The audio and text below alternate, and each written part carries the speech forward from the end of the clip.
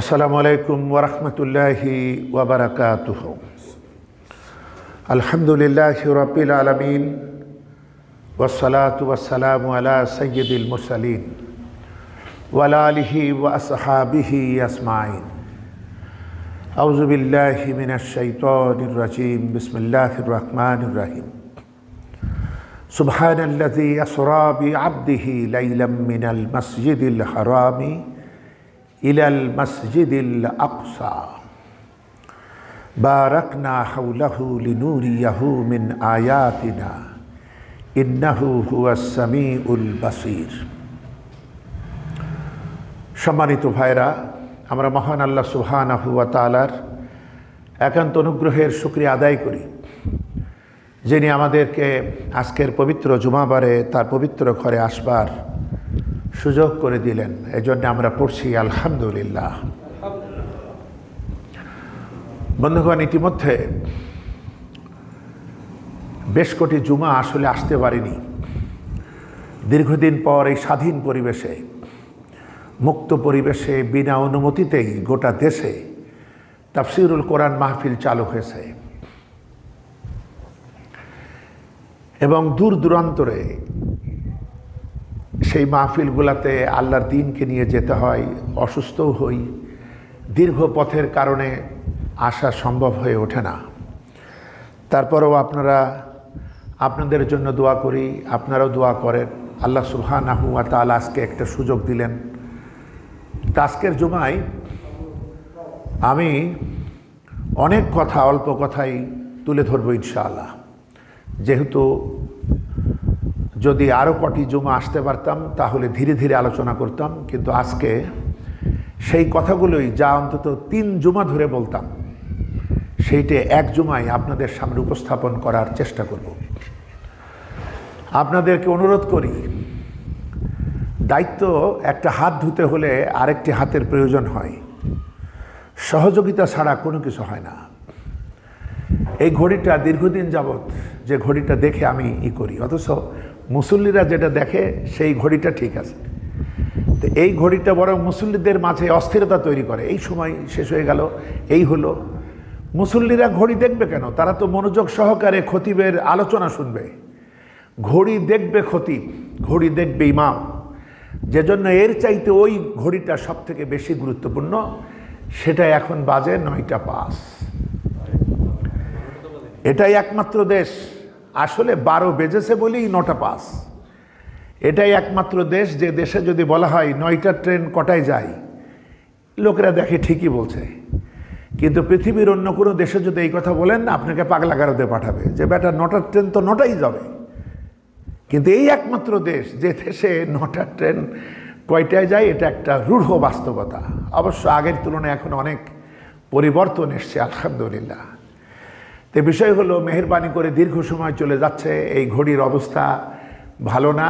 এর একটা ব্যবস্থা করার জন্য সম্মানিত কমিটিবৃন্দকে অনুরোধ জানাই। আমি আপনাদের সামনে কোরআনে কারীমে সূরা ইসরা বা সূরা বানী ইসরাঈলের প্রথম আয়াতে কারিমা তেলাওয়াত করেছি। আপনারা ইতিমধ্যে বিভিন্ন মাহফিলে বা বিভিন্নভাবে আলোচনার মধ্যে মেরাজের আলোচনা শুনেছেন।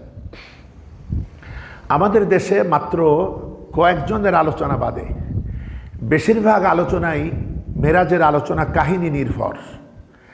আমাদের গল্প শুনতে হয়, কাহিনী শুনতে হয়, শেষে আমাদের করণীয় কর্তব্য কি এই কথাটা আসে না। অথচ মেরাজ থেকেই আমাদের আসলে খেলাফতের বাস্তব দায়িত্ব শুরু। আমাদেরকে যে সৃষ্টি করা হলো এই জমিনের খলিফা হিসাবে, সেই খলিফার দায়িত্ব কি? নামাজ পড়া। নামাজ তো ফেরেশতারাও পড়ে। রুকুতে যাওয়া, সিজদায় যাওয়া, তাসবিহ তেলাওয়াত করা, এগুলোতে কি আমরা ফেরেশতাদের সাথে পারবো? কখনোই পারবো না। অথচ আমরা সেরা সৃষ্টি। আমাদের অবশ্যই জিততে হবে, পারতে হবে। কেমনে পারবো? যেখানে ফেরেশতারা কেউ লক্ষ কোটি বছর সিজদায় পড়ে আছে, আমরা পারবো? কোটি কোটি বছর যারা রুকুতে আছে, কেউ বা মোনাজাত করতেছে, কেউ বা দাঁড়িয়ে কিয়ামরত, এই গাছের সাথে কি পারবো? এই সরীসৃপের সাথে কি পারবো? এক একজন এই যে ব্যাং যেভাবে আত্তাহিয়াত তাশাহুদের মতো অবস্থায় পজিশনে থাকে, আমরা পারবো এতক্ষণ থাকতে? কিন্তু আমাকে আপনাকে যে পারতেই হবে, নইলে আমরা কিসের আশরাফুল মখলুকাত? সেই পারার কাজটা শুধু আমরাই পারি যদি নফসের গোলামি, দুনিয়া পূজা এগুলো যদি বাদ দিয়ে আমরা যদি আখিরাতপন্থী জীবনযাপন করতে পারি এবং আমাদের ঈমানটাকে যদি আল্লাহর প্রতি, কেতাবের প্রতি, ফেরেশতাদের প্রতি, তাকদীরের প্রতি, আখিরাতে জবাবদিহির প্রতি পরিপূর্ণরূপে সপূর্দ করতে পারি তাহলেই সম্ভব। এবং ওই কাজটা আর কেউ পারে না। সকল সৃষ্টির পরেই তো মানুষ সৃষ্টি করা হয়েছে। তার আগ পর্যন্ত সব যে নেক আমলগুলা ছিল, যে ইবাদত বন্দিগি ছিল, যে তাসবিহ তাহলিল হামদ ছিল, এগুলো ভিন্ন রকম। আমরা যেহেতু সেরা সৃষ্টি, ওগুলো করলে আমরা এক্সট্রা মার্ক পাবো, কোনো সন্দেহ নেই। কিন্তু আমাদেরকে যে ইবাদতের নামে, নেক আমলের নামে যা দেয়া হয়েছে সব কিছুরই কিন্তু উদ্দেশ্য এবং লক্ষ্য আছে। যেমন আমাদের সৃষ্টির উদ্দেশ্য আছে।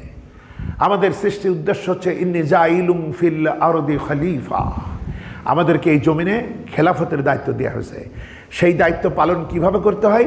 ওয়ামা খলাকতুল জিন্না ওয়াল ইনসা ইল্লা লিয়াবুদুন, মানুষ আর জিনকে ইবাদতের দায়িত্ব দেওয়া হয়েছে, কিন্তু জিনকে কিন্তু খেলাফতের দায়িত্ব দেওয়া হয়নি।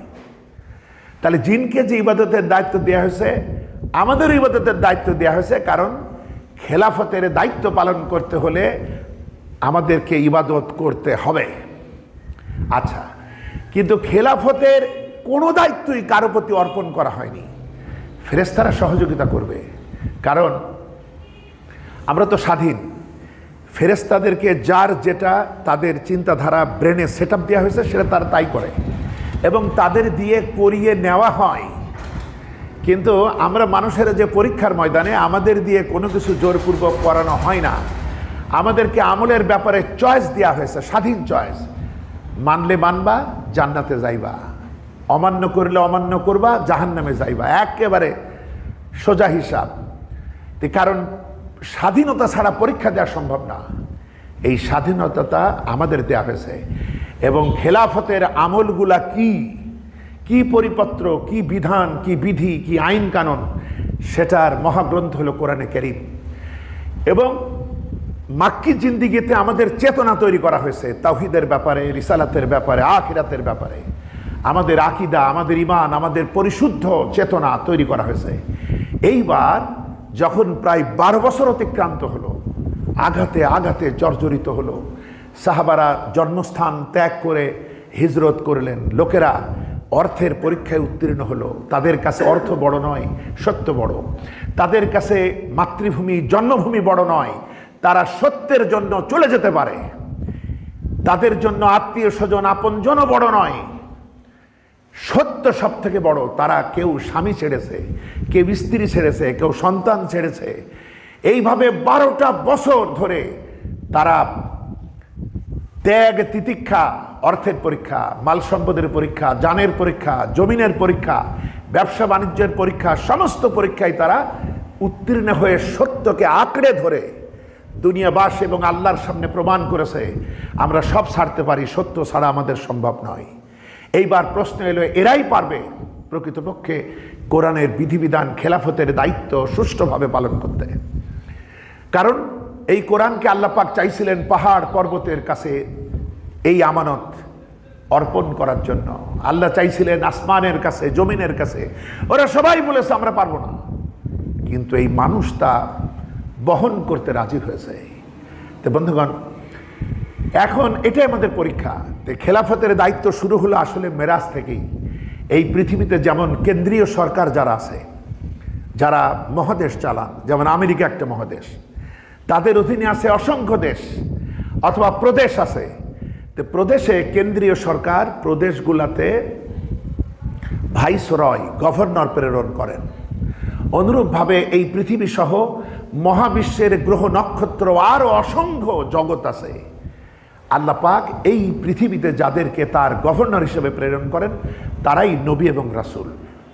তাদের দায়িত্ব আল্লাহর বিধিবিধান বান্দাদের উপরে জারি করা, কায়েম করা, প্রচার করা এবং তাদের দিয়ে এটা করিয়ে নেওয়ার ব্যাপারে তাদেরকে উদ্বুদ্ধ করা। এখন এজন্য নবীদের ঈমান হতে হয় জনসাধারণের চাইতে বেশি। যে জন্য নবীদেরকে কিছু চোখে দেখা বিশ্বাস তাদেরকে দেওয়া হয়, এরই একটা হচ্ছে মেরাজ। এখন এরকম ঘটনা হযরত ইব্রাহিমের সঙ্গে হয়েছে, এরকম ঘটনা মুসার সঙ্গে হয়েছে, এরকম ঘটনা হযরত ইউনুসের সঙ্গে হয়েছে, ইউসুফের সঙ্গে হয়েছে। নানা রকম কঠিন প্রশিক্ষণ পরীক্ষার মাধ্যমে তাদেরকে উত্তরানো হয়েছে। এইভাবে তাদেরকে নবুয়তের মহান দায়িত্ব তাদের উপরে অর্পণ করা হয়েছে। কিন্তু আমাদের মুহাম্মদ সাল্লাল্লাহু আলাইহি সাল্লাম, আমাদের মহানবী, রহমতের নবী, তার যেহেতু পরিপূর্ণ শরিয়া তার উপরে দেয়া হবে, এজন্য তার ইসরা এবং মেরাজ ছিল ভিন্ন রূপ। এটা একটা ব্যাপকতর পর্যবেক্ষণ তার উপরে ছিল। তাকে কেন নেওয়া হয়েছিল? লিনুরিয়াহু মিন আয়াতিনা। আল্লাহ পাক বলেছেন, আমি তাকে আমার কিছু নিদর্শন দেখাতে চাই। আমরা অযথাই প্রশ্ন তৈরি করি, এটাও কিয়ামতের একটা আলামত। আল্লাহকে রাসূলুল্লাহ দেখেছে কিনা, তাতে আপনার কি? আল্লাহকে দেখলে আর না দেখলে আমাদের কি আসলে? বরং আমরা গোলাম, আমরা বান্দা, আমাদের দায়িত্ব হলো সামি'না ওয়া আতা'না, আমরা শুনবো আর মানবো। এইরকম অনেক কুতর্ক মানুষেরা তৈরি করে আসল কর্মসূচি থেকে বেমালুম তারা অমনোযোগী হয়ে পড়ে, এমনকি জানতেও পারে না। আমি ঢাকাতে গেলাম, কিভাবে এলাম, এই গল্প যদি আমি নাই বলি তাও অসুবিধা নেই। সবাই চেয়ে থাকে যে আসলে আমাদের নেতা যে ঢাকায় গেছিল, উনি আমাদের জন্য কেন্দ্রীয় কি দায়িত্ব নিয়ে ফিরলেন, সেটার ভিতরেই আমাদের মুক্তি নির্ভর করে। তো তারপরও কিছু গালগপ্প এবং কিছু আষাঢ়ে গল্প এই মেরাজের ভিতরে ঢুকায় দেওয়া হয়েছে। এর ভিতর থেকে শুদ্ধতার সাথে আমি কিছু কাহিনীও আপনাদের বলবো এবং আমাদের দায়িত্ব কি সেটাও আমি আপনাদের সঙ্গে বলবো ইনশাআল্লাহ। বন্ধুগণ, আল্লাহ পাক আয়াতে কারিমা শুরু করছেন, সুবহানাল্লাযী আসরা বিআবদিহি লাইলাম মিনাল মসজিদিল হারামি ইলাল মসজিদিল আকসা। পবিত্র সেই সত্তা, কি পবিত্র? সমস্ত দুর্বলতা থেকে, অক্ষমতা থেকে, পারবো না, অসম্ভব, এসব থেকে মুক্ত পবিত্র সেই সত্তা, তার পক্ষে সব সম্ভব। তিনি কি করলেন? তিনি রাতের একটা অংশে তার বান্দাকে ভ্রমণ করালেন, ইসরা করালেন, মসজিদুল হারাম থেকে মসজিদুল আকসা পর্যন্ত। এবং কেন করালেন? যাতে তিনি তার কিছু সৃষ্টি রহস্যের নিদর্শন তিনি তাকে সরাসরি দেখাতে পারেন। এবং এই পরিবেশটা সাধারণ তিনি রাখেননি তখন, এই পরিবেশটাকে তিনি তার বারাকা দিয়ে ভরপুর করেছেন, বরকতময়। এবং তিনি আসলে সবই শোনেন, সবই দেখেন। আমরা বলি সুবহানাল্লাহ। দেখুন, এখানে যদি এমন হতো নবী বলতেন আমি তো রাত্রে সেখানে গেছিলাম, সৃষ্টির ব্যাপারে সম্ভব আর অসম্ভবের প্রশ্ন তোলা যায় যে সৃষ্টি আসলে পারবে না পারবে না। কিন্তু স্রষ্টা যখন কোনো কাজ করেন তখন সেখানে তিনি পারবেন না পারবে না, কেমনে করলো, এরকমের প্রশ্ন ইমানের এক মহা দুর্বলতার আলামত। তো আল্লাহ পাক এখানে কোথাও বলেননি আমার নবী নিজেই আমার কাছে আসছিল। তিনি একটা বাক্যে আসল কথা বলে দিয়েছেন। কোনো বিজ্ঞানের দরকার নাই। বিজ্ঞান কি সব পারে? কিছু লোক বড্ড বিজ্ঞান করে। বিজ্ঞান কি আজও পরিপূর্ণ? বিজ্ঞানের থিওরি কি চিরন্তন? অল্প কয়েকটা থিওরি সেটা চিরন্তন রূপ নিয়েছে, আবার অনেক থিওরি এখনো পরীক্ষামূলক। কখন কে কি বলবে সব হয়ে যাবে বাতিল, মনে হবে ভুলের ভিতরে আমরা আসলে বাস করছি। তো বন্ধুগণ, কিচ্ছু দরকার নেই। কোরআনের এই কষ্টি পাথরেই মেরাজকে আমরা বুঝতে পারি, কারণ তার বর্ণনার স্টাইলটা দেখেন। প্রথমেই তিনি তার শক্তিমত্তার কথা তুললেন যে আমি আসলে কোনো দুর্বলতা, কোনো অক্ষমতার ভিতরে আবদ্ধ নই। তো পবিত্র সেই সত্তা যিনি নিজেই তার বান্দাকে নিয়ে গেলেন রাতের একটা অংশে। কোত্থেকে কোথায় নিলেন? তিনি নিলেন মসজিদুল হারাম থেকে মসজিদুল আকসা পর্যন্ত। এবং এই পরিবেশটাকে তিনি অন্যরকম বরকতে ভরে দিলেন। আমাদের দেশে যখন বাইরের দেশ থেকে কোনো রাষ্ট্রপ্রধান আসে, তখন ঢাকা শহরের ওই অংশের যে পথ দিয়ে রাষ্ট্রপ্রধান বঙ্গভবন কিংবা প্রেসিডেন্ট ভবনে যাবেন, অথবা যেখানে তার নির্ধারিত জায়গা যেখানে আসবেন, এই পরিবেশটা অন্য দিনের মতো হয় না। আগেই বলে দেওয়া হয় এয়ারপোর্ট থেকে শুরু করে মেহমান যেখানে যাবেন এই রাস্তা ব্লক, কোনো সাধারণ গাড়ি চলবে না, কেউ যদি এসে পড়ে দাঁড়িয়ে থাকতে হবে। এবং ওই মেহমান যাবেন এবং এরপরে যখন তিনি ফিরবেন তখন এই রাস্তার পরিবেশ, এই রাস্তার নিরাপত্তা সবকিছু তখন শিথিল হবে। তার আগ পর্যন্ত কিন্তু এটাকে একটা কঠোর দৃষ্টির মধ্যে রাখা হয়, কঠোর নিরাপত্তা বলয়ে রাখা হয়। তো এটা কি যেমন তেমন কোনো রাষ্ট্রপ্রধান আসছে? স্বয়ং আল্লাহর হাবিবকে আল্লাহ পাক নিবেন। সুতরাং এই পরিবেশটা তিনি কেমন করেছেন তিনি সব থেকে ভালো জানেন। তার নিরাপত্তা, তার গতিময়তা, তার সুস্থতা, তিনি যা দেখবেন তা যেন সঠিকভাবে দেখতে পারেন, সব কিছুর সুব্যবস্থা আল্লাহ পাক করেছেন। তা আল্লাহ পাক নিজেই যখন কাকে নিয়েছেন? তার বান্দাকে।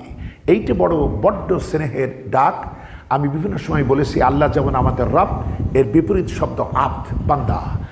এটা আল্লাহ হলেন আমাদের প্রভু আর রাসূলুল্লাহ তার বান্দা। তার মতো বান্দা, পরিপূর্ণ বন্দেগী করার মতো বান্দা আর কেউ হতে পারে না। আর সৃষ্টির জন্য বান্দা হওয়ার মাঝেই সার্থকতা।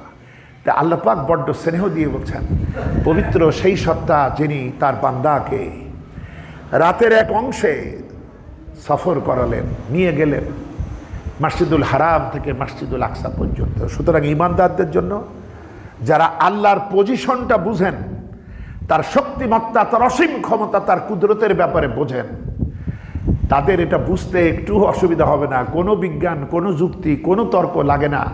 তারা বোঝেন কাজটা তো আল্লাহই করাইছেন, সুতরাং আমাদের কিছু বলার তো নাই। এবং রসুল্লাহর জন্য এটাই মানায় যে হ্যাঁ, তার জন্য একটা লম্বা গুরুত্ববহ সফর হতে হবে। দেখুন, গভর্নরদেরকে রাজধানীতে ডাকা হয় কিছু স্পেশাল দায়িত্ব দেওয়ার জন্য। সব কাজ পিয়ন দিয়ে হয় না। দুধ দিয়ে, পিয়ন দিয়ে বেশ কিছু কাজ হয়, কিন্তু কিছু গুরুত্ববহ কাজের জন্য রুদ্ধদ্বার বৈঠকের প্রয়োজন, তাকে রাজধানীতে ডাকার প্রয়োজন। এই জন্য তাকে কোরআন থেকে আমরা জানি তিনি সিদরাতুল মুনতাহা পর্যন্ত গেছিলেন। এর আরেকটু বর্ণনা আছে, সিদরাতুল মুনতাহার বর্ণনা আছে সূরা নাজমের প্রথম রুকুতে। হাদিস থেকে আমরা জানি আরও তিনি ঊর্ধ্বলোকে তিনি গিয়েছেন। আচ্ছা, তা আল্লাহ পাক তাকে আপন রাজধানীতে নিলেন। এতদিন যিনি দুতিয়ালি কাজ করতেন, এতদিন যিনি কোরআনে কারীম বহন করে আনতেন, সেই হযরতে জিবরাইল আমিন আলাইহিস সালাম, তিনি একটা জায়গায় এসে সিদরাতুল মুনতাহায় এসে তিনি বললেন আমি আর যেতে পারবো না। এইবার রাসূলুল্লাহকে আলাদাভাবে যাওয়ার ব্যবস্থা করা হলো। তার মানে এখানে এমন কিছু গুরুত্ববহ দিবেন যেটা ঠিক একজন গভর্নর আর যিনি কেন্দ্রীয় সরকার তার সাথে মানায়। তিনি তাকে যা বলার তা বললেন, দায়িত্ব দিলেন। পরবর্তীতে আমরা ওহির মাধ্যমে আমরা কোরআনে কারীমে এই দায়িত্বের কথাগুলি পাই। একটা হলো 5 ওয়াক্ত নামাজকে চূড়ান্তভাবে ফরজ করা হলো, আলহামদুলিল্লাহ, এক। দ্বিতীয় হলো আমাদের জন্য প্রত্যেকটা নেক আমল আন্তরিকতার ভিত্তিতে, শুদ্ধতার ভিত্তিতে একটা নেকামল করলে 10 থেকে 700 গুণ পর্যন্ত বেড়ে যাবে, এই ঘোষণা করা হলো। সুবহানাল্লাহ। এরপরে যে দায়িত্ব দেয়া হলো, এই দায়িত্ব যাতে আমরা পরিপাটিভাবে, সঠিকভাবে পালন করতে পারি, এই কারণেই সালাত কায়েম করা হয়েছে। যে সালাত মেরাজের আগে ফরজ হয় নাই, কারণ মেরাজে একটা সুন্দর ভারসাম্যপূর্ণ মানবিক সমাজ, যেই সমাজের মানুষেরা এক স্রষ্টায় শিরক মুক্তভাবে বিশ্বাসী হবে, এই দায়িত্ব দেয়া হচ্ছে।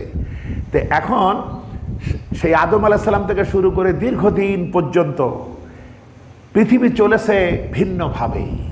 নবীরা এসেছেন, কিছুদিন ভালো হয়েছে, আবার কিছুদিন যা হবার তাই হয়ে গিয়েছে, আবার জঞ্জালে ভরে গিয়েছে পৃথিবী, আবার সংস্কারের প্রয়োজন হয়েছে, আবার আল্লাহ পাক আরেকটা নবী পাঠাইছেন।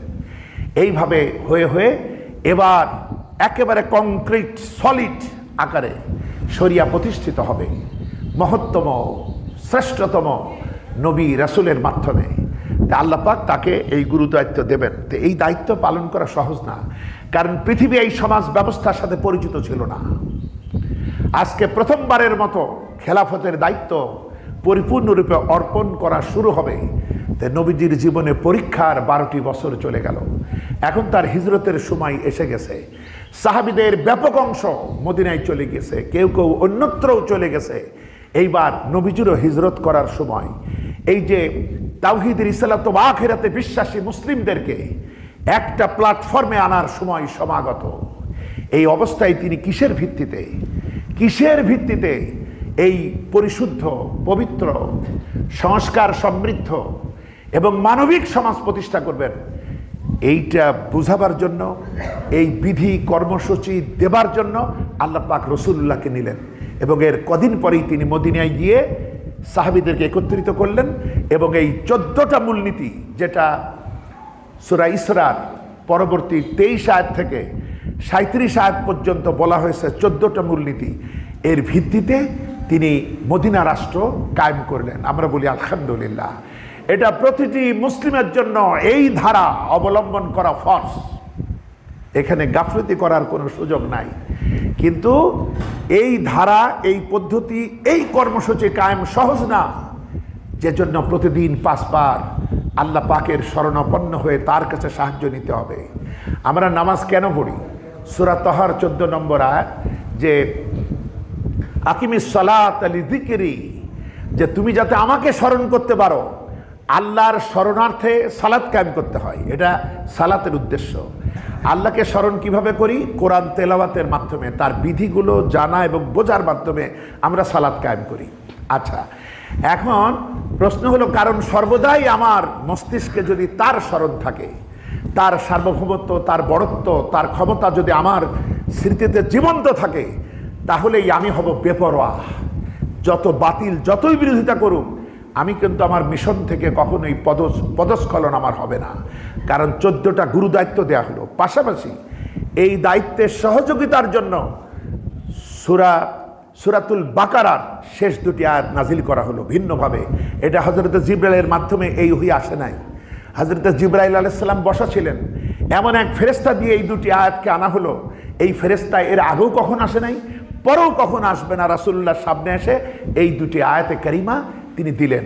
বন্ধুগণ, এটা আমাদের অনেকেরই মুখস্থ। আমানার রাসূলু বিমা উনজিলা ইলাইহি মির রাব্বিহি ওয়াল মুমিনুন। আল্লাহ পাক বলছেন, নিশ্চয়ই আমার রাসূল, আমি যা তার উপর অবতীর্ণ করেছি সেই কিতাবের উপরে তিনি ঈমান এনেছেন, এবং তার সাথে মুমিনেরাও এই কিতাবের প্রতি ঈমান এনেছেন। এবং এরা সবাই আল্লাহর প্রতি, ফেরেশতাগণের প্রতি, কিতাব সমূহের প্রতি এবং নবীদের প্রতি তাদের ঈমান আছে। এবং তারা কি বলে? তারা বলে, আমরা কোনো রাসূলদের মাঝে কোনো পার্থক্য করি না, যেমন সকল জাতি করে। এরে মানে ওরে মানে না, এরে মানে ওরে মানে না। কিন্তু আমরা এই কাজ করি না। আমরা সমস্ত নবীকেই, নবীর প্রতি আমাদের বিশ্বাস। খ্রিস্টানেরা আমাদের নবীকে মানে না, কিন্তু আমরা তারা যাকে নবী বলে তাকে কিন্তু মানি। ইহুদিরা আমাদের নবীকে মানে না, কিন্তু তারা যাদেরকে নবী বলে তাদেরকে কিন্তু আমরা মানি। তাই বলা হচ্ছে, লা নুফাররিকু বাইনা আহাদিম মির রুসুলি, আমরা কোন নবীদের ভিতরে পার্থক্য করি না, সবার প্রতি আমাদের ঈমান আছে। এবং আরো তারা কি বলে, যে আমরা যা শুনছি, মানে কিতাবের আকারে, ওহীর আকারে যেটা শুনছি, এটা আমরা মেনে নিচ্ছি, এবং আল্লাহ পাকের কাছে তারা ক্ষমা প্রার্থী হয়। এরপরে আল্লাহ সূরা বাকারা 286 সর্বশেষ নম্বর আয়াত, সেখানে তিনি ইসলামের একটা নীতিমালা বর্ণনা করলেন। লা ইউকাল্লিফুল্লাহু নাফসান ইল্লা উসআহা, তোমাদের সাধ্যের অতিরিক্ত কোনো বোঝা আমি তোমাদের উপরে চাপাই না। এবং আমাদেরকে আরও একটা ব্যাপারে সতর্ক করা হলো, অন্যের ভার তোমাদের বহন করতে হবে না। তোমরা যে নেকামল করবা, তোমরা এই বিনিময়টা পাবা একেবারে ঠিকঠাক মতো। যে অপরাধ করবা, তার শাস্তি তোমাদেরকে পেতে হবে। এরপরে আমাদেরকে গুরুত্বপূর্ণ 3খানি দোয়া শেখানো হলো। সেখানে বলা হচ্ছে, রব্বানা লা তুআখিজনা ইন নাসিনা আও আখতানা। কত সুন্দর দোয়া। এখানে বলা হচ্ছে, হে আমাদের রব, আমরা যদি ভুলে যাই কিংবা যদি ভুল করি, তাহলে তুমি মেহেরবানি করে আমাদেরকে পাকড়াও করো না। সুবহানাল্লাহ। দেখেন কি রকম দোয়া। কারণ এত গুরু দায়িত্ব দেওয়া হয়েছে, এই দায়িত্ব পালন ইতিপূর্বে কেউ দীর্ঘকালের জন্য পালন করতে পারে নাই, অনেককে দেওয়াও যায় নাই, কারণ তার আগেই তাদেরকে বিদায় করে দেয়া হয়েছে।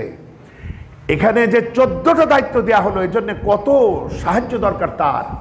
নামাজে বিনীত হও, আল্লাহর এই শিক্ষাগুলাকে সবসময় চিরজীবন্ত রাখো, আল্লাহর উপরে ভরসা রাখো, তাকে স্মরণে রাখো, 5 ওয়াক্ত নামাজের মাধ্যমে তার সাহায্য চাও। এরপরে বলা হচ্ছে যে, হে আমাদের রব, আমাদের পূর্বের লোকদের উপরে, আমাদের পূর্ববর্তী উম্মাতের উপরে তুমি যে গুরুভার অর্পণ করেছিলে, ওই রকমের গুরু দায়িত্ব আমাদেরকে দিও না। এরপরে বলা হচ্ছে, হে আমাদের রব, আমাদের জন্য যেটা দুঃসহ দুঃসাধ্য এমন কোনো বোঝাও আমাদের উপরে চাপায়ও না, আমাদের জন্য সহজ করে দাও। এবং তুমি আমাদের ভুল ত্রুটি, আমাদের অপরাধগুলি, এ কাজ করতে গিয়ে ভুল ত্রুটি হতে পারে, সুতরাং সেইগুলা তুমি আমাদের জীবন থেকে সরায় দাও, আমাদের গুনাহগুলি তুমি মাফ করে দাও, তুমি আমাদের প্রতি রহম করো, কারণ তুমি তো আমাদের প্রভু, আমাদের অভিভাবক, আমাদের রব। আর আমাদের যে প্রতিপক্ষ আছে বেঈমান কাফেররা, তাদের মোকাবেলায় আমাদেরকে বিজয় দান করো। আমরা বলি আমিন। তো বন্ধুগণ, দেখুন আপনাকে আমাকে কিভাবে জিহাদের ময়দানে থাকতে হচ্ছে, কর্মতৎপর ময়দানে থাকতে হচ্ছে, যেখানে বসে চুপ করে থাকার সুযোগ নেই, আমাদের কাজ আর কাজ। এবার আসুন সংক্ষেপে আপনাদের শোনাই। সেই এইগুলা দিয়ে সাজিয়ে দেওয়া হলো যাতে তিনি মদিনায় গিয়ে প্রথমেই এই 14 দফার ভিত্তিতে ইসলামী কল্যাণ রাষ্ট্র যাতে তিনি কায়েম করতে পারেন। এর প্রথম দফা সার্বভৌমত্ব আল্লাহর। 23 থেকে শুরু হচ্ছে, 23 আয়াত থেকে 37 আয়াত, সূরা বানী ইসরাইল বা সূরা ইসরা 23 থেকে 37। প্রথম দফা হলো সার্বভৌমত্ব, নিরঙ্কুশ মালিকানা, একমাত্র অধিকারী, সকল ইবাদত সকল নেক আমল সব তার জন্য হবে। ওয়াকাদা রাব্বুকা আল্লা তা'বুদু ইল্লা ইয়াহু, আমি মানুষকে নির্দেশ দিচ্ছি তোমরা কেবলমাত্র এক আল্লাহরই ইবাদত করবা, দাসত্ব করবা, কারণ তিনি ছাড়া তোমাদেরকে হুকুম দেওয়ার আর কেউ নাই, কোনো ইলাহ নাই। এইটা হলো যে কল্যাণ রাষ্ট্র নবীজি মদিনাতে গিয়ে মেরাজের এই শিক্ষার আলোকে তিনি দিলেন, সেই রাষ্ট্রের প্রথম দফা এইটা হলো কর্মসূচি 1 নম্বর। দ্বিতীয় দফা হলো এসছে 23, 24, 25 নম্বর আয়াতের ভিতরে। আচ্ছা, 23-এর শেষ ভাগে আর আপনার 24, 25 সেটা কি? ওয়াবিল ওয়ালিদাইনি ইহসানা, তোমাদের মাতা পিতার সাথে সর্বোত্তম ব্যবহার করবা। আল্লাহর পরই মা বাপের স্থান, মাঝখানে আর কেউ নাই সন্তানের জন্য। প্রতিটি সন্তান সে আল্লাহর দাসত্বের পর মাতা পিতার হুকুম মান্য করে চলবে এবং তাদের সাথে সদ্ব্যবহার করবে। তারা 2 জন অথবা 1 জন তোমার জীবদ্দশায় যদি বার্ধক্যে উপনীত হয়, তবে তাদের সেবা করতে তোমার বিরক্তি লাগছে, এই জন্য এতটুকু শব্দ উফ এটাও করবা না, বরং তাদের সেবায় তোমার করুণার 2 ডানা, বাহু শক্ত হয়, ডানা নরম হয়, মানে তোমার এই শক্ত বাহুকে পাখির ডানার মতো নরম করো, তাদের সেবায় নিয়োজিত রাখো। পাশাপাশি তুমি তো সব পারবা না, সুতরাং ওই সাথে তোমার এই ঘাটতি পূরণ আমি করে দেবো, তুমি আমারে দোয়া করো, রব্বির হামহুমা কামা রব্বায়ানি সগীরা। হে আমাদের রব, আমাদের মাতা পিতা যেমন শিশুকালে আমাদেরকে তাদের স্নেহ দিয়ে, মায়া দিয়ে, মমতা দিয়ে আমাদের লালন পালন করেছে, তুমি মেহেরবানি করে তোমার রহমতের দিয়ে তাদেরকে তুমি এবার লালন পালন করো, তাদেরকে ভালো রাখো, সুন্দর রাখো। তো বন্ধুগণ, অর্থাৎ এই ইসলামী কল্যাণ রাষ্ট্রের প্রথম দফা হলো সার্বভৌমত্ব আল্লাহর, তার বিধিবিধানকেই সর্বোচ্চ চূড়ান্ত মনে করতে হবে, কোনো শরিক তার সাথে করা যাবে না, এটা 1 নম্বর। দ্বিতীয় হলো আল্লাহর হকের পরই মাতা পিতার হক আদায় করতে হবে। অর্থাৎ এমন একটা পরিবার তৈরি হোক ইসলাম চাই, যেটা আনুগত্য, শ্রদ্ধা, স্নেহ, মমতা এর মধ্য দিয়ে যেন প্রতিটি পরিবার কায়েম হয় এই ইসলামী কল্যাণ রাষ্ট্রে। আমরা বলি আলহামদুলিল্লাহ। আজকে আধুনিক দুনিয়ায় যারা নিজেদেরকে আধুনিক দাবি করে, তাদের তো পরিবার প্রথা নাই। আপনি খোঁজ নিলে দেখবেন ছেলেমেয়েরা বড় হলে আর মা বাপকে খোঁজ নেয় না, কিছু বিশেষ দিনে তাদের কার্ড পাঠায়। আজকে তাদের জন্মদিন অথবা নববর্ষ, তখন ওই কার্ডটা পাইলে বুড়া বাপ মা সেইটা নিয়ে এই বুকে জড়ায় ধরে মনে করে আমার সন্তান আমারে মনে করছে। এইটার কোনো দাম আছে? ইসলাম চাই স্নেহ, ভালোবাসা, মমতার মধ্য দিয়ে প্রতিটি পরিবার যেন বেহেশতের টুকরাই পরিণত হয়, জান্নাতের টুকরাই পরিণত হয়। এটা দ্বিতীয় দফা। ইসলামী কল্যাণ রাষ্ট্রের তৃতীয় দফা হলো পারস্পরিক সহযোগিতার সমন্বয়ে সমাজ বিনির্মাণ। সবাই আমরা শুধু নিজের ধান্দায় ঘুরবো তা নয়, এখানে বলা হচ্ছে শোনো, যে তোমাদের দেখতে হবে তোমাদের আত্মীয় স্বজন, এরপরে দেখতে হবে অভাবগ্রস্ত যারা, আর দেখতে হবে যারা মুসাফির। বাইরের থেকে লোকজন আসে, এত সুন্দর সহযোগিতামূলক সমাজ তৈরি হবে, বাইরের কোনো লোক যদি কখনো এই সমাজে আসে সে নিজেকে অতিথি পরায়ণ লোকদের মাঝে দেখতে পাবে। সুবহানাল্লাহ। সে দেখবে যে আসলে ইমানের কাঠটা থাকলেই হবে, মানুষ হইলেই হবে। সে যদি বিপদে পড়ে, মুসিবতে পড়ে, তাকে জাকাতের টাকা দিয়েও, সেই মুসাফির হয়তো চট্টগ্রামে ধনী, রাস্তায় আসতে গিয়ে পকেট মারা গেছে, বিপদে পড়ছে, তাহলে আপনি হয় তাকে দান করবেন, না হয় আপনার জাকাতের একটা অংশ দিয়েও তাকে সহযোগিতা আপনি করতে পারবেন। সুতরাং প্রতিটি অপরিচিত মানুষ সে এই ইসলামী কল্যাণ রাষ্ট্রে এসে নিজেকে অতিথি পরায়ণ লোকদের মাঝে দেখতে পাবে। তাহলে দেখুন তার দিল কিভাবে ইসলামে আকৃষ্ট হয়, সে যে জাতিরই হোক। আমরা বলি আলহামদুলিল্লাহ। এরপরে কি হবে জানেন? এরপরে হবে যে এরপরে যে অর্থ ব্যবস্থা, কারণ পরিবার বলেন, সমাজ বলেন, রাষ্ট্র বলেন, এটা অর্থনীতি ছাড়া আসলে সুন্দরভাবে চলে না। সেই অর্থনীতিটা কেমন হবে?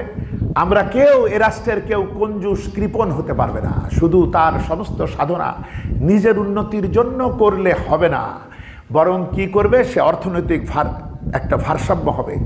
সে অপব্যয়ও করবে না, সে কৃপণও হবে না। আর সবচেয়ে বড় কথা হলো এর অর্থনৈতিক সুবিচার প্রতিষ্ঠা। এটা করতে হলে কি করতে হবে? যে এটা করতে হলে অপব্যয় করা যাবে না। এবং আল্লাহ পাক ইমানদারদেরকে সতর্ক করছেন, শোনো অপব্যয়কারীর অবস্থা কি? ইন্নাল মুবাসসিরিনা কানু ইখওয়ানাশ শায়াতিন। বেহুদা খরচকারী আসলে শয়তানের ভাই। মানে কোন স্তরে আমরা পড়ে যাচ্ছি যদি আমরা বেহুদা খরচ করি। আমরা অনেকে যেটা প্রয়োজন না এমন অনেক কিছু এমনভাবে খরচ করি যে এটা খরচ না করে যদি অসহায় কারোর জন্য দিতে পারতাম, তাহলে আরও কয়েকটি সংসার আমার বিলাসিতা আর মধ্য থেকে তারা চলতে পারত। তো বিষয় হলো, এজন্যে বলা হচ্ছে খবরদার অপব্যয় করবে না। অপব্যয় করলে তুমি কিন্তু শয়তানের ভাই হবা। বন্ধুগণ, মানুষকে আল্লাহ বড্ড বেশি ভালোবাসেন। আসলে আমরা বলতাম যে অপব্যয় করে সে শয়তান, কিন্তু আল্লাহ পাক একটু ঘুরায় বলছেন শয়তানের ভাই। এবার আমরা একটু চিন্তা করি, শয়তানের ভাই তো শয়তানই আসলে। তারপরে আমাদের সম্মান রেখে আমাদের স্নেহের সাথে তিনি বলেছেন যে শোনো অপব্যয় করো না, অপব্যয়কারী কিন্তু শয়তানের ভাই। আরও কি বলছে? এই সমাজে এমন কিছু বেকার তরুণও থাকতে পারে যারা হয়তো এখন লেখাপড়া করছে, চাকরি বাকরি ওইভাবে পাইলেও হয়তো তারা সেইভাবে আয় উন্নতি করতে পারে নাই। এমন কারো কাছে একজন এসে চাইতে পারে, তখন সে কি করবে? কোনো বেয়াদবিমূলক খারাপ ব্যবহার করবে না, বরং যদি তুমি দিতে না পারো, কারণ তুমি নিজেই এখন রহমতের সন্ধানে, তুমি নিজেই এখন ওয়া ইম্মা তুরিদান্না আনহুম ইবতিগা আর রাহমা, তুমি নিজেই তোমার রবের রহমতের প্রত্যাশী। এই যখন তোমার অবস্থা, এমন সময় কেউ যদি তোমার কাছে হাত পাতে, তবে তুমি ভদ্র ভাষায় তাকে বুঝাই দিবা। কোনো কারণেই কোনো অভাবগ্রস্ত অসহায় মানুষের প্রতি দুর্ব্যবহার করা যাবে না, বরং ভদ্র ভাষায় তার কাছে ক্ষমা চেয়ে নিবা। আচ্ছা, এটা হলো যাতে তুমি কখনোই বিচার করতে গিয়ে জুলুম করে না ফেলো, সুবিচার প্রতিষ্ঠা করতে হবে। এটা হচ্ছে 1, 2, 3, 4 নম্বর দফা। 5 নম্বর দফা হলো অর্থনৈতিক ভারসাম্য প্রতিষ্ঠা করা। অর্থনীতির দুইটা ধাপ বলা হয়েছে, কত গুরুত্বপূর্ণ অর্থনীতি। প্রথমটা, বেহুদা খরচ করে তুমি বিলাসিতা করে তুমি অন্যের হক নষ্ট করো না। আর একটা বলা হচ্ছে যে ভদ্র আচরণ করবা।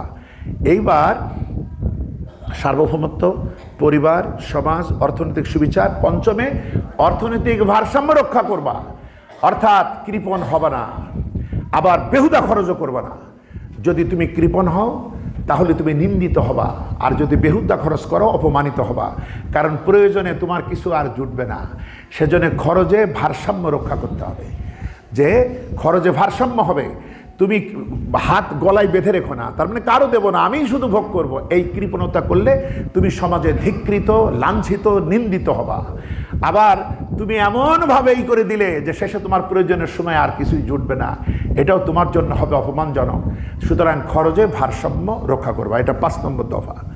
আচ্ছা, এরপরে আল্লাহ পাক বলছেন, শোনো যে সমস্ত রিস্ক, যত সম্পদ, সব কিছুর একক মালিকানা আল্লাহর। ইন্না রাব্বাকা ইয়াবসুতুর রিজকা লিমান ইয়াশাউ ওয়া ইয়াকদির।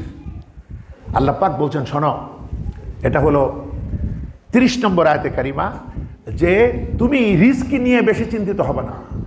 তোমার মাথায় যেন থাকে রিস্ক, এই যে মৌলিক ব্যাপারে যা কিছু আমাদের প্রয়োজন হয়, এইগুলার আসল মালিকানা আল্লাহর, এই ভরসা, এই ঈমান যেন তোমার থাকে। এই কথা বলার পর আমরা তো এই ভরসা কম বলেই মানব বংশ ধ্বংস করি। নানা রকমের জন্ম নিয়ন্ত্রণ পদ্ধতি আমাদেরকে বুঝায় আমাদের মানব বংশ কিভাবে ধ্বংস করা হয়েছে, এটা তো রিস্কের চিন্তাই। সুতরাং আল্লাহ পাক এখানে মূলনীতি দিলেন যারা রিস্কের ব্যাপারে চিন্তা করা লাগবে না, এইটার মূল মালিকানা আমার, মুখ দিয়েছেন যিনি, আহার দিবেন তিনি। আচ্ছা, 31 নম্বর আয়াতে বলা হচ্ছে, এইটা হলো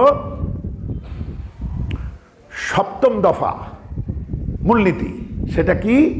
যে মানব বংশ ধ্বংস প্রতিরোধ করতে হবে।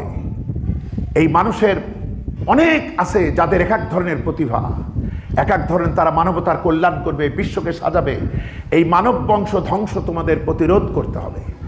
8ম দফা হবে যে 32 নম্বর আয়াত, যে নৈতিক অবক্ষয় মুক্ত সমাজ, অর্থাৎ জেনা ব্যবসার করা যাবে না, যে জন্য বৈধ সংসার, বৈধ বিবাহ সময় মতোই এই সমাজ তাদের ব্যবস্থা করবে, যাতে কোনো রকম নৈতিক অবক্ষয় মুক্ত থাকে এই সমাজ যেন পবিত্র থাকে, প্রত্যেকের পরিচয় যেন ঠিকভাবে মিলে, এইভাবে একটা সুস্থ সংস্কৃতি যাতে বিকাশ হয়, এইটি 32 নম্বর আয়াতে বলা হয়েছে। এইটা হচ্ছে 8ম দফা বোধ হয়। সার্বভৌমত্ব, পরিবার, সমাজ, অর্থনীতি সুবিচার, অর্থনৈতিক ভারসাম্য, রিস্কের মালিকানা আল্লাহর, মানব বংশ ধ্বংস প্রতিরোধ। 8ম দফা হলো নৈতিক অবক্ষয় মুক্ত সমাজ বিনির্মাণ করতে হবে। বন্ধুগণ, 9 নম্বরে হলো মানুষের জানমালের নিরাপত্তা বিধান করতে হবে। কেউ আতঙ্কিত হবে না, কেউ টেনশনে থাকবে না, কে না কে আমারে মেরে ফেলে দেয় নাকি, না। এমন সুন্দর নিরাপত্তাপূর্ণ সমাজ প্রতিষ্ঠা করবেন মুহাম্মদ সাল্লাল্লাহু আলাইহি ওয়াসাল্লাম ইমানিয়াতের ভিত্তিতে, যে তার দায়িত্বই হলো যে সেখানে প্রত্যেকটা মানুষের জানমালের নিরাপত্তা থাকবে। আমরা বলি আলহামদুলিল্লাহ। আচ্ছা, কেউ কাকে অবৈধভাবে হত্যা করতে পারবে না। যদি কেউ করে তবে তার ক্ষতিপূরণ আছে, রক্তের ক্ষতিপূরণ থাকবে। সেখানেও আল্লাহ পাক বলছে, শোনো, যদি তোমার কোনো স্বজনকে কেউ হত্যা করে, তবে তুমি ইচ্ছা করে তাকে হত্যা করতে পারো, সে আইন তোমাকে সুযোগ দেবে, কিন্তু এই হত্যা করতে গিয়ে তাকে কষ্ট দিতে পারবে না। আবার তুমি হত্যার পরিবর্তে ক্ষতিপূরণও নিতে পারো, যে ঠিক আছে, আমাকে এই পরিমাণ অর্থ দিলে আমি আর আমার ভাই হত্যার বা আমার সন্তান হত্যার আমি দায় থেকে মুক্ত করে দেবো। বলছো তুমি তো সাহায্য পাইছই, তো তুমি তার প্রতি সুযোগ পেয়ে অবিচার করবা কেন? হত্যাকারীকেও কষ্ট দিয়ে মারা যাবে না। এইটা হলো 9ম দফা। 10ম দফা হলো ইয়াতিমদের পুনর্বাসন। যে ইয়াতিম যারা আছে সমাজে, এতিম থাকবে, নানাভাবে যুদ্ধ হচ্ছে, সংগ্রাম হচ্ছে, নানাভাবে কারো পিতা মাতা বিদায় হয়ে যাচ্ছে, সুতরাং এতিমদের পুনর্বাসন করতে হবে। এটা কত দফা বললাম? 10 নাকি? হ্যাঁ, 9ম বলেছি, 10ম। আচ্ছা, এরপরে 11 মানে 11 নম্বর দফা, যে এখানে যে ওয়াদা করা হবে, যেখানে ওয়াদা, সে নেতারাই করুক, জনসাধারণই করুক, পারস্পরিক যে কোনো ওয়াদা লেনদেন, এইটা পালন করা লাগবে। এইটা ভঙ্গ করার ক্ষমতা কারো থাকবে না। এইটার উপরে আইন তৈরি হবে, ধারা তৈরি হবে। ওয়াদা ভঙ্গ করলে তার শাস্তি পেতে হবে কিন্তু। আচ্ছা, এইটা হলো 11। আচ্ছা, 12 দফা 12, দুর্নীতি মুক্ত ব্যবসা বাণিজ্য প্রতিষ্ঠা হবে। ওজনে কম দেওয়ার কোনো সুযোগ নেই, খাদ্যদ্রব্যে ভেজাল মিশানোর কোনো সুযোগ নেই, কেউ কারো স্বাস্থ্য বিধ্বংসী এমন কোনো কিছু দিয়ে কিছু করতে পারবে না। এইটা কঠোরভাবে নিয়ন্ত্রণ করা হবে রাষ্ট্রীয়ভাবে। সুতরাং দুর্নীতি মুক্ত ব্যবসা বাণিজ্য প্রতিষ্ঠা। ওয়াদা পালনের ভিতরে আরও একটা দফা আছে, সেটা হলো জবাবদিহি। এই জবাবদিহির আওতায় রাষ্ট্রপ্রধান থেকে শুরু করে সাধারণ জনতাও এর মধ্যে সামিল। আমাদের দুনিয়াবি যত মতাদর্শ আছে সেখানে রাষ্ট্রপ্রধান থেকে আইনের ঊর্ধ্বে, এটা হবে না। আইনের ঊর্ধ্বে কেবল আল্লাহ পাক, তিনি আইন দেন, আর কেউ না। আপনি খেয়াল করুন, একটা মাত্র দফা আছে আল্লাহর হক, যেটা আমি 23 নম্বর আয়াতে বলেছি। এরপরে 23 থেকে 37 সবই কিন্তু বান্দার হক। কি গুরুত্ব আল্লাহ পাক দিয়েছেন যাতে এই জমিন এবং জমিনবাসী যাতে শান্তিতে থাকে। 13 নম্বর দফা হলো, কেউ কারো বিরুদ্ধে মিথ্যা অপবাদ এবং গীবত করতে পারবে না। যে কারো আড়ালে তার অসাক্ষাতে তার দুর্নাম করবেন, অথবা যেভাবে বিগত বছরগুলো হলো যে তিলকে তাল বানাবেন, অথবা তিলও নাই কিন্তু বড় একটা তাল বানিয়ে সর্বনাশ করবেন, এরকম কোনো অপবাদ এবং গীবত এই ইসলামী কল্যাণ রাষ্ট্রে নিষিদ্ধ হবে। এটা 13 নম্বর দফা। আপনারা শুধু দেখেন যে এগুলো আমাদের জন্য কল্যাণকর কিনা, স্রষ্টাই তো বোঝেন সৃষ্টির কি প্রয়োজন। 14 নম্বর দফা, মানুষ যত অন্যায় করে অহংকারে করে, সে মনে করে আমি কি না হুনুরে, আমার এত ক্ষমতা, আমি ক্ষমতা দেখাবো। বন্ধুগণ, সর্বশেষ এই 37 নম্বর আয়াতে এসেছে, ওয়ালা তামশি ফিল আরদি মারাহান ইন্নাকা লান তাখরিকাল আরদা ওয়ালান তাবলুগাল জিবালা তুলা। জমিনের উপর দিয়ে অহংকারের পদভরে হাঁটবা না, তুমি পারবে না পায়ের আঘাত দিতে জমিনকে দুভাগ করতে, আবার তুমি পারবে না লাফ দিয়ে পাহাড়ের উপর থেকে ছড়িয়ে যেতে, পার হয়ে যেতে পারবে না।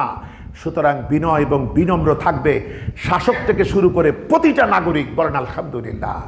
রাসূল পাক সাল্লাল্লাহু আলাইহি ওয়াসাল্লামকে মেরাজে নিয়ে, ইসরা মানে ভ্রমণ আর মেরাজ মানে ঊর্ধ্বে আরোহণ, এই ঊর্ধ্ব গমন করিয়ে আল্লাহ পাক এই 14 দফা ইসলামী রাষ্ট্রের প্রথম মূলনীতি তাকে দিলেন, যেটা মাত্র কদিন পরে গিয়ে তিনি মদিনা ইসলামী রাষ্ট্র করলেন। তাহলে রাসূলের উম্মত হিসাবে আমাদের প্রত্যেকের দায়িত্ব, যারাই আমরা ঈমান রাখি, এইরকম একটা সমাজ বিনির্মাণ, এরকম একটা পরিবার বিনির্মাণ, এইরকম ব্যবসা বাণিজ্য বিনির্মাণ। সর্বশেষ কয়েকটি দৃশ্যের বর্ণনা দিয়ে শেষ করি। সেটা হলো, এখানে যতগুলি হারামের কথা বলা হলো, যেখানে অপরাধের কথা বলা হলো, এই গুনার শাস্তি বারজাকের জীবনে কত ভয়ঙ্কর হতে পারে, এরকম কিছু দৃশ্য নবীকে দেখাইছেন। এবং এটা প্রতিষ্ঠা করতে গিয়ে যে জেহাদ হবে, যে মুজাহিদরা কাজ করবে, তাদের ফজিলত কত বিশাল হতে পারে, এই সমস্ত দৃশ্য নবীজিকে চোখে দেখানো হয়েছে। বলেন সুবহানাল্লাহ। নবী হযরত আদম আলাইহিস সালাম এবং নবীদের সঙ্গে তার সাক্ষাৎ হয়েছে, কিন্তু প্রাগৈতিহাসিক যুগের শ্রেষ্ঠতম নবী যারা প্রধান নবী, তাদের সঙ্গে সাক্ষাতের মাধ্যমে আল্লাহ সুবহানাহু ওয়া তাআলা তাদের মহানবীকে খুবই অল্প সময়ের মধ্যে এক বিরাট অভিজ্ঞতা দিয়েছেন। একবার আবহমান কাল থেকে, আদম থেকে শুরু করে ঈসা পর্যন্ত সমস্ত নবীদের, গুরুত্বপূর্ণ নবী যারা, তাদের সঙ্গে সাক্ষাৎকার ঘটিয়েছেন। আলহামদুলিল্লাহ। এরপরে নবীকে ব্যাপক পর্যবেক্ষণের সুযোগ দেওয়া হয়। তিনি হঠাৎ দেখলেন এক জায়গায় লোকেরা ফসল কাটছে, তো যতই কাটে ততই বাড়ে। তিনি অবাক হয়ে হযরতে জিবরাইলকে প্রশ্ন করছেন, কি আশ্চর্য, এরা কারা? হযরতে জিবরাইল বললেন, এরা হলো আল্লাহর পথের মুজাহিদ, এদের ফজিলত কমে না, শুধু বাড়তেই থাকে। সুবহানাল্লাহ। এরা তো এটা সহজে কায়েম করতে পারবে না। নামাজের সাথে সমাজ, জিহাদ, আল্লাহর স্মরণ সবই থাকবে, 1 নম্বর। দ্বিতীয়, তিনি দেখলেন কিছু লোক মাথা উঁচু করলেই পাথর মেরে মাথা গুঁড়া করে ফেলা হচ্ছে, আবার অটোমেটিক মাথা ভালো হয়ে যাচ্ছে, আবার ফেরেশতারা তার মাথা চূর্ণ বিচূর্ণ করে দিচ্ছে। এরা কারা? হযরত জিবরাইল আলাইহিস সালাম বললেন, এরা হলো তারা যারা ফজরের নামাজে আসবে কিন্তু অলসতা, অনীহা, অনাগ্রহ তাদের ফজরের সময় জাগতে দিত না। আল্লাহ পাক আমাদেরকে মাফ করে দিন। আমরা সবাই যেন ফজরের নামাজটা যথাযথভাবে আদায় করতে পারি, আমরা বলি আমিন। এরপরে তিনি দেখছেন যে হঠাৎ করে দেখলেন এক ধরনের লোক, পোশাকের সামনে তালি পিছনে তালি, তারা ঘাস খাচ্ছে। আশ্চর্য, এরা কারা? বলে এরা হলো তারা যারা তাদের টাকা পয়সাগুলো মানবতার জন্য দিত না, সব নিজেরাই। তারপরে তিনি দেখলেন এমন এক লোক যে বিশাল পেট, চিত হয়ে পড়ে আছে রাস্তার উপরে, লোকেরা পায়ে লাথি মেরে মেরে দলায় চটকায় যাচ্ছে, আর তার পেটের ভিতরে অসংখ্য সাপ কিলবিল করছে। নবী বললেন, একে? বলে, এ সুদখোর। আচ্ছা। তারপরে তিনি দেখলেন আরো একটা অবস্থা, এক গাদা লাকড়ি, কাঠ, একটা লোক এটাকে এক জায়গায় করে মাথায় তোলার চেষ্টা করছে, তো পারছে না। তখন সে তো বোঝাটা কমাবে না, কমিয়ে আরো কিছু কাঠ বাড়িয়ে তুলবার চেষ্টা করছে। একে? বলছে ক্ষমতা লোভী। এ তার যে দায়িত্ব ছিল সেটাই পালন করতে পারে না, সে আরো দাও আরো দাও, আরো দায়িত্ব পালন করতে যায়। এরপরে তিনি দেখলেন এক জায়গায় গিয়ে এক ব্যক্তির ঠোঁট এই আগুনের কাইসে দিয়ে, লোহার আগুনের উত্তপ্ত কাছে দিয়ে তার ঠোঁট কাটা হচ্ছে। একেটা? বলছে এ কাণ্ড জ্ঞানহীন বক্তা, এ কথার পরিণাম চিন্তা না করে কথা বলতো। আর এক জায়গায় তিনি দেখলেন একটা সরু গর্ত দিয়ে, একটা পাথরের একটা সরু ছিদ্র দিয়ে একটা মোটা তাজা গরু বের হয়ে আসলো। সে বের হয়ে আবার ভিতরে ঢোকার জন্য তৎপর, কিন্তু ঢুকতে পারছে না। এরা বলছে এরা সেই সব বক্তা যারা ফিতনা সৃষ্টিকারী বক্তব্য দিত। এরপরে যখন লোকেরা ধরলো তখন সে সংশোধনের চেষ্টা করতো, কিন্তু সংশোধন করতে পারত না। তারপরে দেখা গেল আরেক শ্রেণীর লোকদেরকে তিনি দেখতে পেলেন, যারা যারা হলো আগুন ভক্ষণ করছে, ঠোঁট মুখটা হলো উটের মতো মোটা, আগুনের পাথরগুলা টকটকে লাল, এগুলো ভক্ষণ করছে। এরা কারা? বলছে এরা এরা ইয়াতিমের মাল অন্যায়ভাবে ভক্ষণ করত। এরপরে তিনি দেখলেন এক শ্রেণীর লোকের সামনে সুন্দর তাজা টাটকা গোশত আছে, আর একদিকে পচা গোশত, দুর্গন্ধ বের হচ্ছে, লোকেরা ভালো গোশত খাইতে পারছে না, তাকে বাধ্য হয়ে সে ওই দুর্গন্ধযুক্ত গোশত খাচ্ছে। এরা কারা? বলে এরা ব্যভিচারী, জেনাকার। বৈধ সঙ্গী থাকার পরও তারা অবৈধ পথে যাইতো।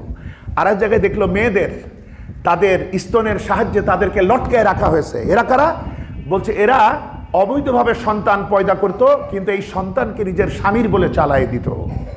বন্ধুগণ, এরপরে দেখা হয়ে গেল এক ভয়ঙ্কর ফেরেশতার সাথে, যার তার চেহারায় কোনো মায়া মমতা ছিল না। তিনি জিজ্ঞাসা করলেন, বলে এই হলো জাহান্নামের ফেরেশতা।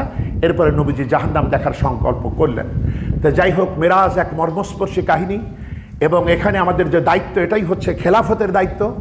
আমি আপনাদের সামনে সংক্ষেপে আলোচনা করলাম, নিজেরাও একটু বুঝতে হবে, এবং এই সুন্দরতম কল্যাণ রাষ্ট্র মুসলিম উম্মার মাঝে যেন পৃথিবীর দেশে দেশে যেখানেই মুসলমানেরা আছেন, তারা যেন এইটা কায়েমের জন্য ঐক্যবদ্ধভাবে চেষ্টা চালায়, আমরা বলি আমিন।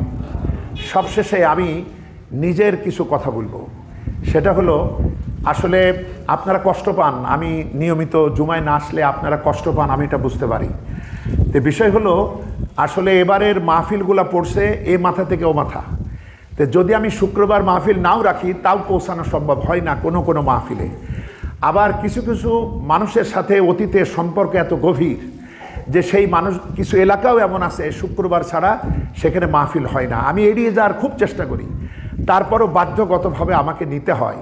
তো এখন মাহফিলের এই সময়টা চলে গেলে তো পাবো না। এখন নিজে যে লেখাপড়া করেছি এইগুলার একটা দাবি সর্বত্র ছড়ানো, কিন্তু দায়িত্ব তো আমি একটা নিছি। তো এই জন্যে আমি আশা করি আপনারা একটু সবর করবেন। আমি যেদিনই পারবো, আমার কোনো দুর্বলতা ফাঁকি আমি কোনো কিছু দেই না, আমার মনটা এখানেই পড়ে থাকে। আমি সভাপতি মহোদয়কে শুধু অনুরোধ করি যে আজকে হয়তো আমার পরিবর্তে একজন যাবে। তো আসলে সেইগুলো আসলে আমি পারি না, এটা সম্ভবই হয়ে ওঠে না, এমন অবস্থা দাঁড়ায়। তো আমি যে কাজ করছি, এ কাজের সোয়াব ফজিলত আপনারাও পাবেন আমাকে ছাড় যখন আপনারা দেন। আর আমি যেখানেই যাই, আমি আপনাদেরকে ভুলি না। আমি আমার দোয়ার মধ্যে, আমি লোকেরা জিজ্ঞাসা করে, আপনাদের এই মসজিদের নাম তো সর্বত্র ছড়াই গিয়েছে, লোকেরা জিজ্ঞাসা করে কোন জুমাই করেন, প্রথমে মনে করে বোধহয় ঢাকায়। আমি যখন সব বুঝাই দেই, তারা আসার আগ্রহ করে, কক্সবাজার থেকেও আসতে চাইছে। তা আমি চিন্তা করলাম মেহমানদারি কেমনে করবো তাদের। আমি বললাম, না ভাই, আসা এখন দরকার নেই, নানা রকম ঝামেলা আছে, এখন আসেন না, এসে আপনারা আমারে পাবেন না। তা আমি একটু অনুরোধ করব যে এই মসজিদে আমি যেহেতু জুমা পড়াই, মাঝে মাঝে একটু পার্শ্ব প্রতিক্রিয়া যেটা হয়, এটা আপনাদের একটু মেনে নিতে হবে। তো এটা তো বেশি দিন না, এটা মাত্র আর হয়তো রমজান পর্যন্ত এরকম হবে, এরপরে আল্লাহ ভালো জানেন। কিন্তু বিষয় হলো, আমি চাই আমার জন্মস্থানের এই যে মসজিদ, এই মসজিদেই আমি থাকতে চাই। আমি ইতিমধ্যে কত জায়গা থেকে প্রস্তাব এসছে, লোকেরা পছন্দ করে তো, কিন্তু আমি কোথাও রাজি হই নাই। যে জন্যে আপনারা যেমন আমাকে ভালোবাসেন, আমিও ভালোবাসি। তা আমরা একটু সহযোগিতার মধ্য দিয়ে আল্লাহর দিন প্রচারে ভূমিকা রাখি, একটু সবর করি। আল্লাহ আমাদের প্রতি রহম করুন, সাহায্য করুন, মেহেরবানি করুন। আসসালামু আলাইকুম ওয়া রাহমাতুল্লাহি ওয়া বারাকাতুহু।